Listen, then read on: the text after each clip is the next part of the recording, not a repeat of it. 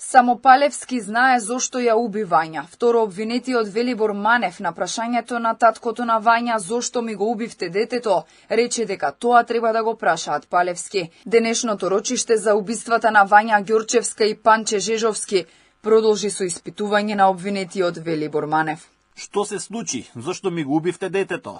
На тоа прашање не можам да одговорам. Треба да го прашате Палевски, тој што го изврши тоа. На прашањето дали девојчето било врзано кога било убиено, Манев одговори потврдно. Во моментот на убиството, тој бил на 10 метри. Кога Палчо ја уби Вања не бев далеку, туку на 10 метри. Го видов како го носи перничето и ја пука. Потоа извади нови алати од пикапот и не натера да ископаме дупка и да ја закопаме. Единствено преместување на телото е кога ја ставивме во дупката. Ја копавме околу 20 минути, а за тоа време телото на Вања не го мртнавме се додека не ја ставивме внатре. Пред да ја преместиме беше во вреќа, ја извади и фрли во колата на Жежовски. Лопатите ги фрлихме попат кога одевме кон Глумово со колата на Панче. Лопатата пред да ја фрли Палевски ја чистеше и рачката и металот ги прскаше со ВД-40 за да се сокријат рагите. Под застана и Кешишев ги фрли алатите во долот. По убиството Палевски запалил цигара и отворил телефон. Манев додаде дека тогаш Палевски сватил што се случува на интернет и колку врева се кренало.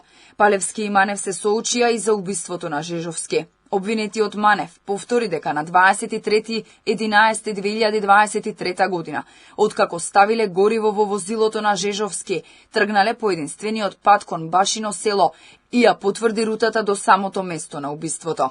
Според вашето кажување, јас сум пукал во Панче во неговата слепоочница, а на 6.12.2023 година во Ојо кажувате не видов точно бидејќи беше покриен со церадата, но најверојатно беше пукан во главата, на некои 10 сантиметри. Како исчезна церадата и како точно тврдите според извештајот на судска дека сум пукал во слепоочницата? Каде исчезна церадата?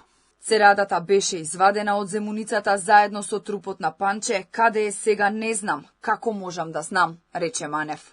Расправата продолжи со испитување на Манев од страна на обвинетиот Љупчо Палевски. Според најавеното по сослушувањето на Манев, треба да сведочат Боре Видевски, Владко Кешишев, Александар Ѓорчевски и на крај Палевски.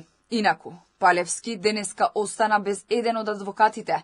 Маријан Витановски му го откажа полномошното на неговиот клиент. Судијата Ивица Стефановски ја прочита одлуката на адвокатот од Куманово. Останува адвокатот Јовица Страшевски да го брани Љупчо Палевски.